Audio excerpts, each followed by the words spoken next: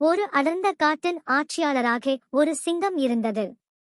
அதன் வீரத்தாலும் கம்பீரத்தாலும் காட்டில் உள்ள அனைத்து சண்டைகளையும் தீர்த்து திருட்டுகளையும் சரிசெய்து காட்டில் அமைதி நிலவச் செய்தது. ஆனால் சில காலத்திற்கு பிறகு அந்த சிங்கத்திற்கு வயது வந்தது. அதன் உடல் பலம் குறைந்து அதனால் வேட்டையாடல் மற்றும் காட்டு பிரச்சனைகளை கையாளுவதில் சிரமம் ஏற்படத் தொடங்கியது. இந்த நிலையை கவனித்த ஒரு தந்திர நரி காட்டு மிருகங்களுக்குள் ஒரு கூட்டம் பெற்று அந்த சிங்கத்திற்கு வயதாகி காட்டு ஆட்சியில் பிரச்சனைகள் ஏற்படுவதாக கூறி அவற்றை தீர்க்க மற்றொரு புத்திசாலி அரசனை கோர்ந்தது. காட்டு மிருகங்கள் நரியின் பேச்சை கேட்டுக்கொண்டு அதனை புதிய அரசராக தேர்ந்தெடுத்தன. இதனை கேட்ட சிங்கம் மிருகங்கள் தவறான முடிவு எடுத்து இருக்கின்றன என்று உணர்ந்தது.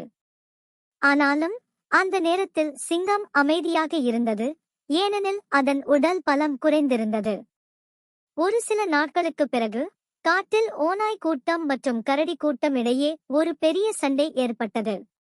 இந்த சண்டையை நிறுத்துவதாக காட்டு மிருகங்கள் தந்திர நரியிடம் கேட்டன.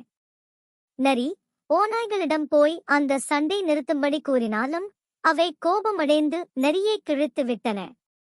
அதன் பிறகு கரடி கூட்டத்துக்கும் அதே நிலை ஏற்பட்டது. நரி புத்திசாலியாக இருந்தாலும் உடல் பலம் இல்லாததால் தனது தவறான முடிவை ஒப்புக்கொண்டு காட்டு மிருகங்களிடம் மன்னிப்பு கேட்டது. இந்த நிகழ்ச்சியை பார்த்த காட்டு மிருகங்கள் குழப்பத்தில் விழுந்தன. உடனே சிங்கத்தின் தோல்வியைக் கண்டு அந்த சிங்கம் தனது தம்பி சிங்கத்தை குரங்கின் மூலம் அழைத்துச் சென்று அவனை அரசன் ஆகஸ்ட் வேண்டுமென கூறியது. தம்பி சிங்கம் தனது அண்ணனின் காட்டுக்கு வந்தது மற்றும் அண்ணனின் அறிவுறுத்தலின்படி ஆட்சியை கையில் எடுத்தது.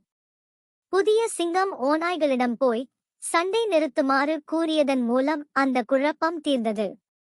அதேபோல கரடி கூட்டமும் சண்டை நிறுத்தியது. இந்நிலையில் எல்லா மிருகங்களும் புதிய சிங்கத்தை வாழ்த்தி அதனோடு சமாதானமாக வாழத் தொடங்கின. இதில் வயதான சிங்கமும் அதன் ஆட்சிக்கு முக்கியமான பங்கு வகித்ததாகவும் அப்பொழுதைய கண்ணியமான நடவடிக்கைகள் அனைத்தையும் ஒப்புக்கொண்டு நன்றி தெரிவித்தன. இந்த கதை அறிவையும் சக்தியையும் சமமாக கொண்டு நேர்மையாக கலந்து கொள்வதன் முக்கியத்துவத்தை உணர்த்துகிறது.